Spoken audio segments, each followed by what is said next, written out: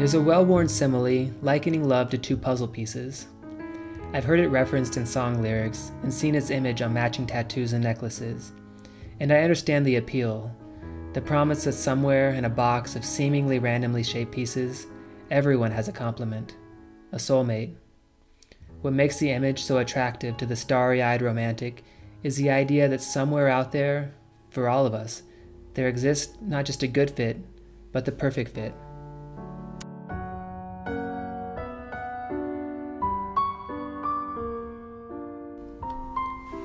I take issue with the puzzle pieces as love spokespeople on two accounts.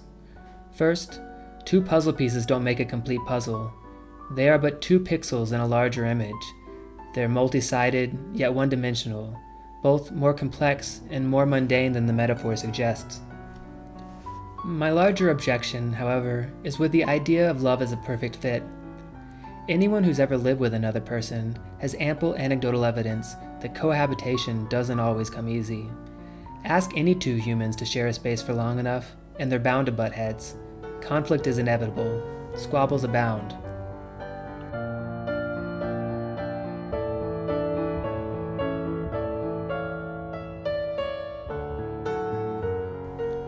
Diane Soley, founder and director of the Coalition for Marriage, has the hard evidence to back this up. She's looked at decades of research into what makes for successful marriage. Here's what she has to say about the research's findings. They found that all couples disagree basically the same amount. And then they thought, well, maybe it's about what they disagree about. And they found, no, it's not that. It's not that some fight about money and some about sex and some about... They found that all couples basically disagree about the same issues. If all couples disagree about the same amount and about the same issues, well, then what is it? And they found that it was that some couples understand they don't go to pieces when they're disagreeing. The success of marriage, they found out, was not based on finding someone with whom you agree on everything and finding your soulmate. It was how you're going to handle the inevitable disagreements that are going to come up no matter who you marry. According to Soley, the search for a soulmate is a wild goose chase. Author and professional pessimist Alain de Botton agrees. If you're understood in maybe, 60% of your soul by your partner, that's fantastic. Don't expect that it's going to be 100%. That's not a sign your marriage has gone wrong. It's a sign that it's normal, it's on track. A good partnership, he writes, is not so much between two healthy people. There aren't many of those on the planet. It's one between two demented people who have had the skill or luck to find a non-threatening, conscious accommodation between their relative insanities. The standard question on an early dinner date, he says, should simply be, and how are you crazy? I mean, relationships markedly improve when two people can make almost a blanket avowal. We're both kind of crazy.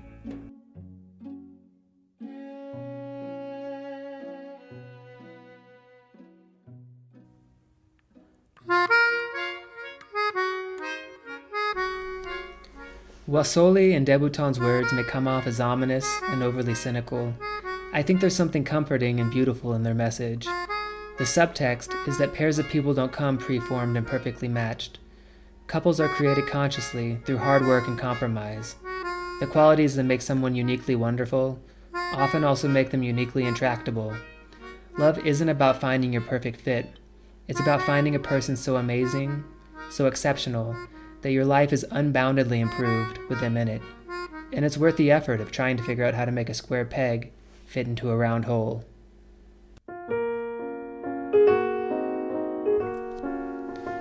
Love is less like a puzzle, preformed in a factory with a single, unambiguous solution.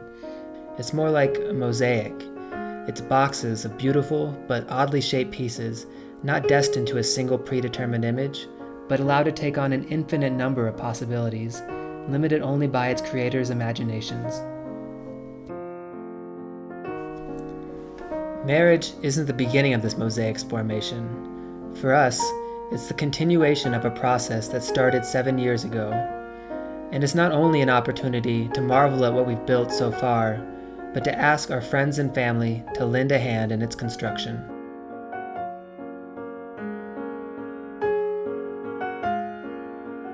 Well, when you asked me this question, what I think marriage is, I just came up with some words, like unconditional love, commitment, loyalty, and knowing that no matter what emotional plateau you are at, either high or low, the other person is going to be there for you. I mean, you go through so much working to make your marriage happen and be where it should be, and that encompasses a lot of work and a lot of give and take, but in the end, there is nobody that I can count on more, that I know more, that I trust more than my husband.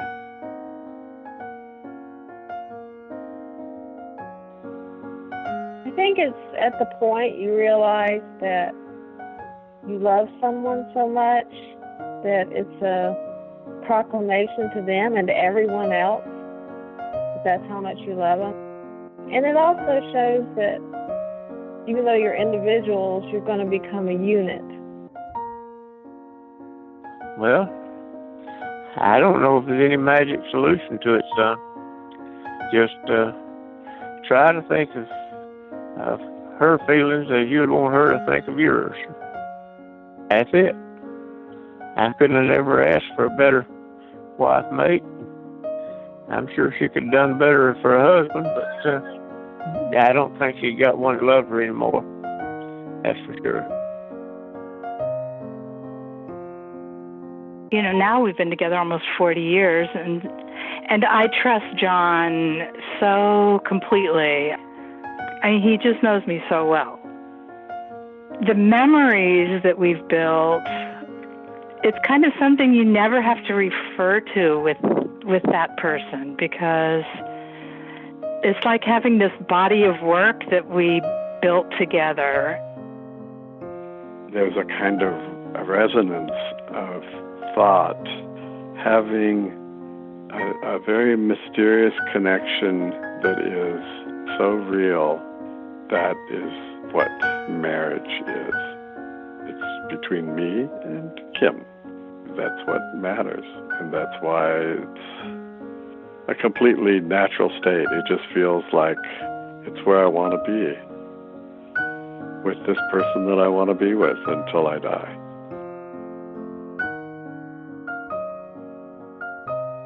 Marriage means, you marry somebody and you devote yourself to that person. And from now on, you belong to each other. Stick together. There's nothing else.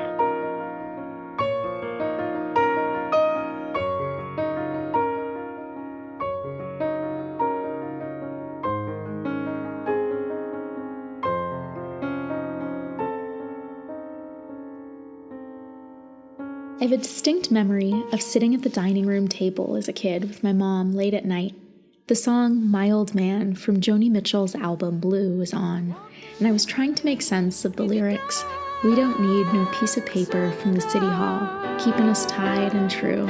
We don't need no piece of paper from the city hall, keeping us tied and true. In our house, Joni Mitchell's word was gold. It was the first time I thought about it.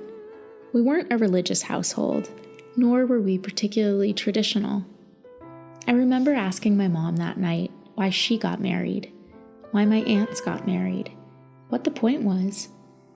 She talked about commitment and the formation of family, but also explained how Joni was right, that marriage by itself doesn't create commitment or family. After I lost my mom, I felt adrift, and forming my own family felt that much more important. To me, marriage is a conscious decision to say, this is the person I want to form my life around, to form my life with. To me, marriage is so much more than love, the nature and intensity of which shifts with time. Marriage is a partnership. Marriage is a choice. Marriage is a choice that one makes, not once, but every day. Marriage is trust. Trust in your commitment to each other today and in the future.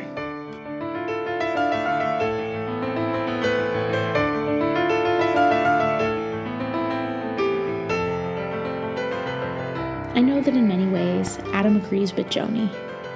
For him, he's all in, and he's in it for the long haul. And no piece of paper, no higher power, no legal body makes that more true. I'm his person, and he is mine. But for me, for some ineffable reason, the explicitness of marriage, the choice, it makes me feel closer, more connected, maybe safer. And so we're here because I want it, and he wants me.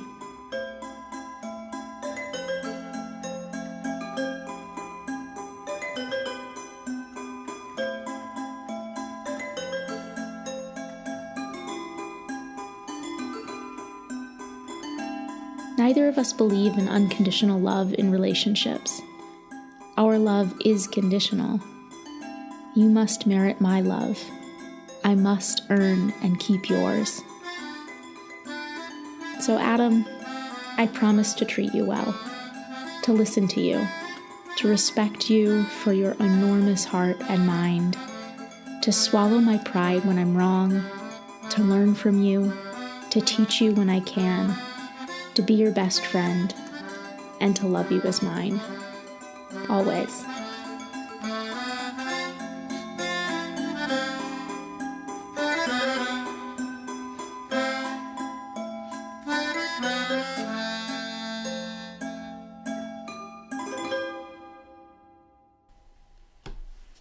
That was sweet. Thanks. Are you going to record yours now? Can I just use yours? No. Why? Yours are perfect. Okay.